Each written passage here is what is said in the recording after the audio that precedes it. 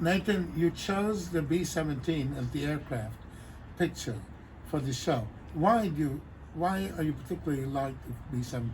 Because it has so many big guns. You have to look at the camera. Because it has so many guns and it has all those bombs that just... Why did it have so many guns? It made the plane very heavy. Well, the reason why it had so many guns is because it needed so many guns to defend. They were very low caliber.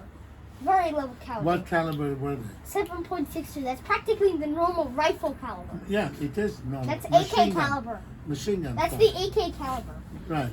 Well, The it's earlier. ordinary AK thing. 47. So it's a full power rifle, not like the Kalashnikov.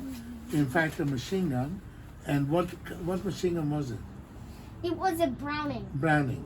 So it's a Browning small machine gun, 7.62, not 12.7, just a regular, like a deer rifle caliber, right? And how many guns did it have? 11. 11 gun turrets.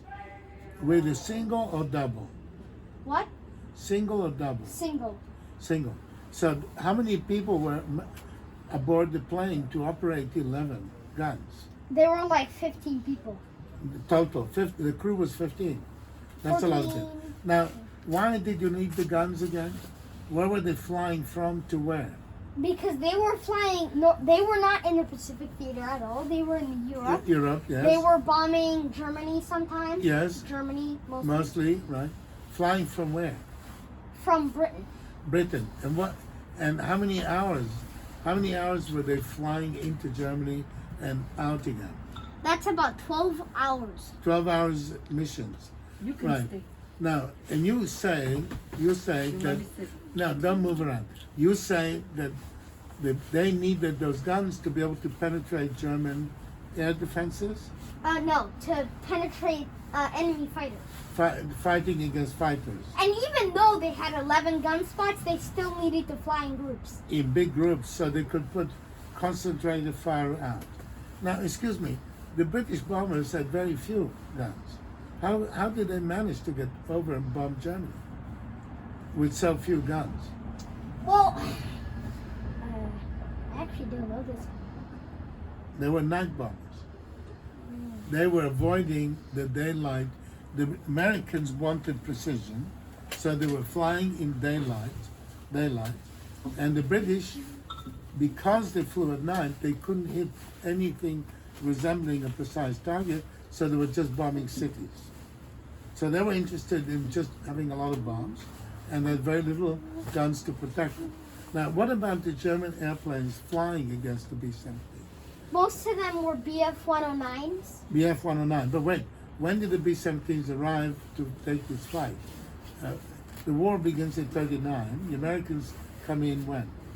The Americans come in 41. 41, December, right? Pearl Harbor. So the 17s don't arrive till 1942. And the Germans have been flying the Messerschmitt for 4 years already. No, actually, the B-17 had arrived in 1937. In America, but they didn't fly into Germany until 1941, because 42, excuse me, the Americans were not in the war. They couldn't bomb Germany. So when the B-17 arrives in German airspace, what German fighters meet it? So even though it's 42, they were only BF-109s and maybe some Fokker-Wolves. And the first Fokker-Wolf. Now what you call the BS-9 is known, who's the manufacturer of it? Messerschmitt? Messerschmitt. So it's known as the Messerschmitt fighter. So this was quite old by then. In those days, technology moved fast, not like today, where they take 30 years to develop an aircraft. They developed aircraft every 2-3 years. So the Messerschmitt was not ultra-modern by then, right? What kind of guns did it have? Because it became a gunfight. B-17s fire, they fire back. So what guns did the Messerschmitt have? It had MG-151 cannon /20 /20 cannon. So the 20 caliber mil. was 20 millimeter First, versus the little rifle caliber of the B-17. But there was also two 12.7s that were firing from the top. The front. You mean Synchronized. 50 cal? 50 cal. 50 cal, flying straight ahead. Like in the Right, synchronized. Right. So, but you know, this doesn't really make sense because the B-17 was a great big, strongly built bomber. The Messerschmitt was a lighter build, so it does make sense because the B-17 rifle caliber could shoot down the Messerschmitt, which is a light built fighter, whereas the Messerschmitt needed cannon to be able to take down a bomber because you couldn't fire little bullets in. Well, actually, 12.7s could take it down. Right. If you hit the engines, No, the then 12.7 is 50 cal. It's bigger. so But- you could probably. So when did the B-17, as it keeps flying from England to bomb Germany, because this is a long war, right? When did they encounter a more modern aircraft than the Messerschmitt? Maybe a few times. The first encounter of the ME-262 was No, not M62. That's a jet. That's down the road. First is the Messerschmitt of 1938 kind of airplane that meets the B-17. But then, when did the B-17s meet more powerful German fighters? not until really 1943 43, right. when the Focke-Wulf 190. Everybody knew about it. They all knew about the Right, but why was the Focke-Wulf more dangerous for the B-17s? It had, even though it had this big fat radial engine, Yes. it also had this jet effect. Oh, of the engine Yeah. cowling. So it was fast. Extremely fast, and instead of only 20 mil and 50 caliber, it had two 30 mils too. Two And 30 millimeter, which is in inches, 30 millimeter. it's about this big. Yeah, well, it's about this big, so it is a 1 inch. It's a 1 inch gun, in fact. And so it's 3 times rifle caliber, even 4. Moreover, they were big enough to have explosive in them, right? Oh So- no, the 20 mils had 20 explosive millimeters, too. right. So one 20 millimeter into a B-17 can do a lot of damage. It can do a lot of damage. I wouldn't say it would shoot it down. It would shoot it down, not one round, no. But if a fighter, first of all, how many German fighters would be up in the air that the B-17 formation, how many B-17s would be flying together, do you think? Oh, many, even 10 to 20. Together in a block. So they could all put the fire out, and the Focke-Wulf would be, how did the Focke-Wulf, did it come from below or from above? So the Focke-Wulf came, it was an interceptor, so it was an interceptor and dogfighter, so it came from below. And it could go right up, and then did they Well, try, not exactly that. did they try to shoot from below? No, because it has its own defense. I see. So they will fight, the B-17, how did it shoot downwards? I think it had a little A bowl belly, on it. a belly pound A belly pod. that was shooting down. But it wasn't very. Right. So the Focke-Wulfs, let's say 3 or 4 aircraft, would be flying against the B-17. B-17s in formation themselves, trying to keep them away by firing together. And what was happening then? That is, how many bombers did they lose on a mission? I mean, who they won? would- How many- yeah.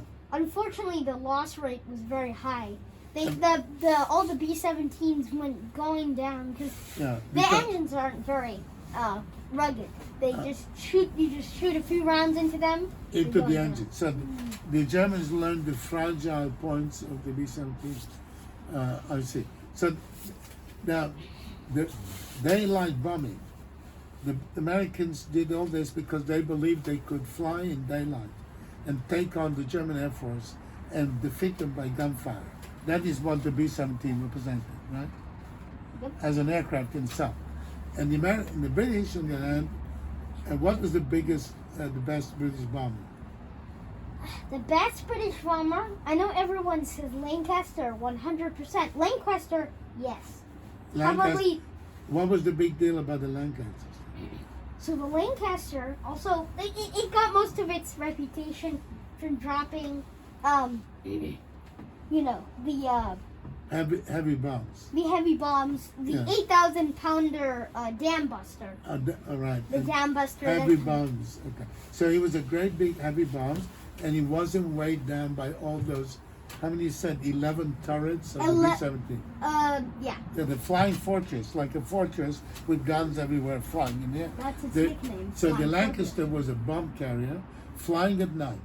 And amazingly, it had the same amount of carrying ability as an F-105 in the 60s. It could carry 12,000 pounds of bombs. So the biggest bomber in World War II, total ability to carry It was about is- as much as an is F-105. as a F-105, which is the fighter aircraft. Not and a doesn't- fighter aircraft. It's Well, a it was a bomber. fighter bomber.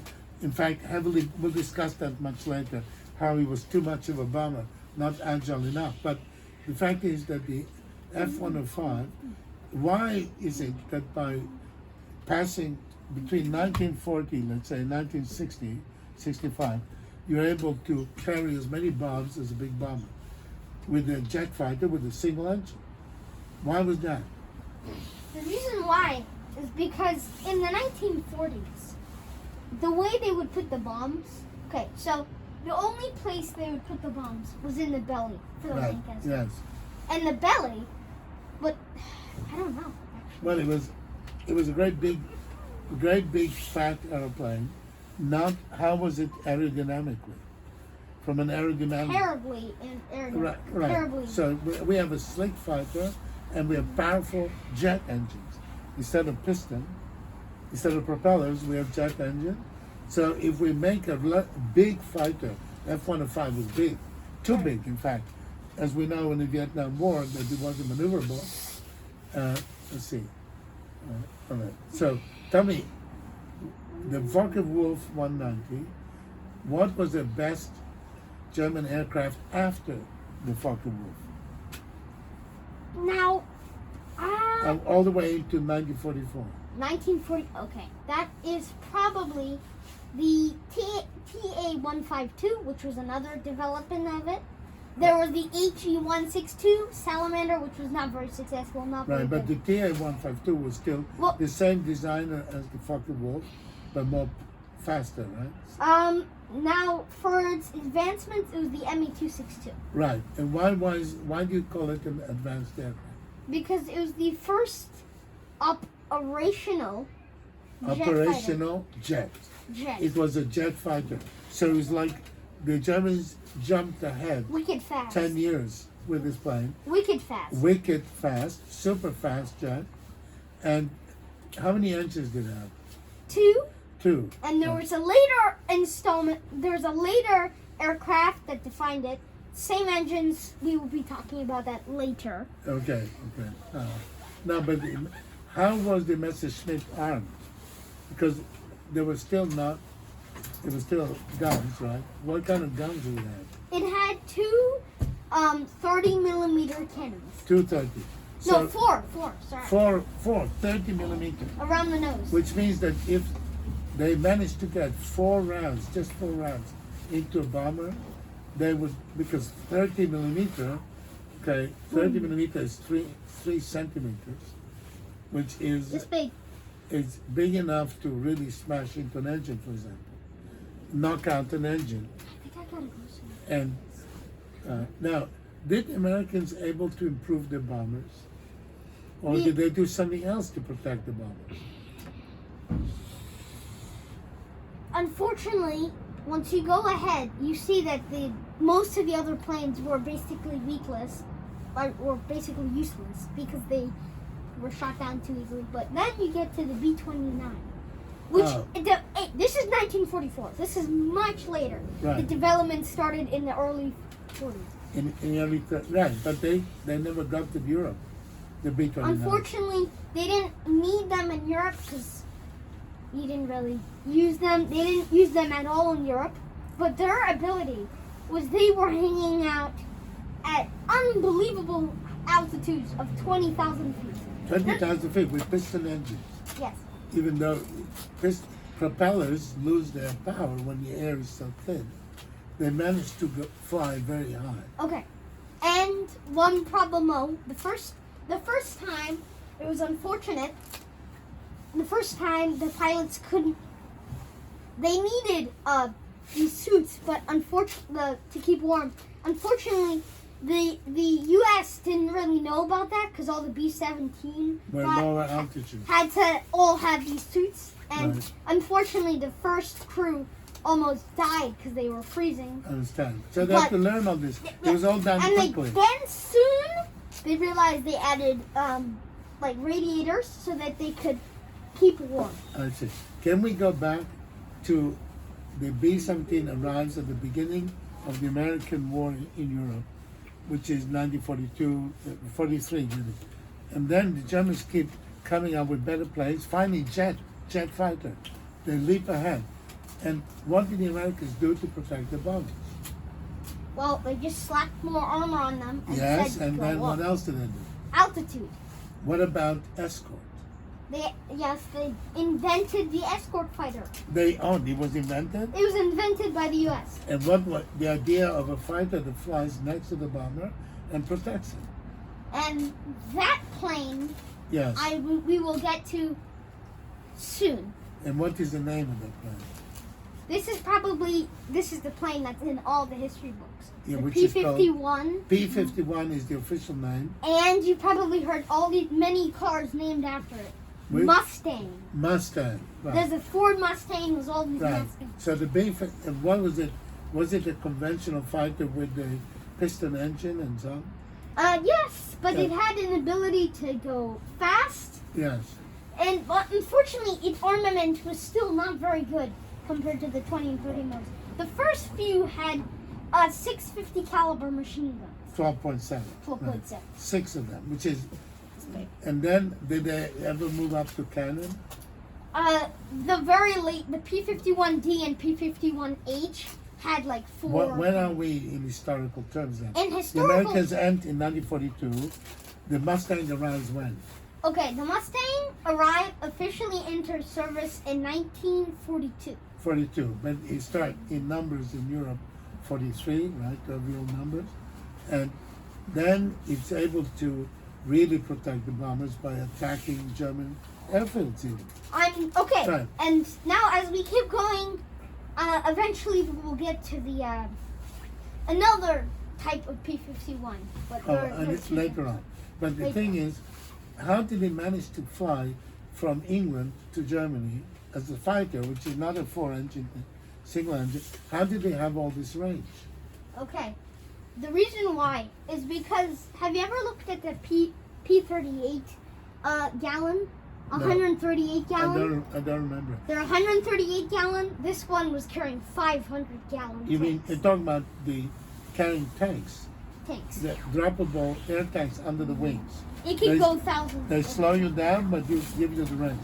What about the wing? How much fuel there was in the wing? It was a very thick wing. It was Oh. designed like the Hurricane too. It had a lot of fuel. A lot of fuel space. Right. So you have a thicker wing. You carry fuel. One more thing. Yes. The fuel tank in the fuselage is much exceedingly bigger. So you can put more fuel in there. Also there. But how did they get the powerful engine to do all that? What was the engine? Which American company made that engine? They actually copied the Spitfire engine. Oh, it was a So British engine. they copied the Merlin. The Merlin engine of the Spitfire, which was the engine that made the Spitfire so fast. They improved it or something. They produced it in America, and they put it on the Mustang, and the Mustang with this powerful engine could fly. Wait, we're missing something very important. There's a radiator under it because it produced too much heat. You know what happens?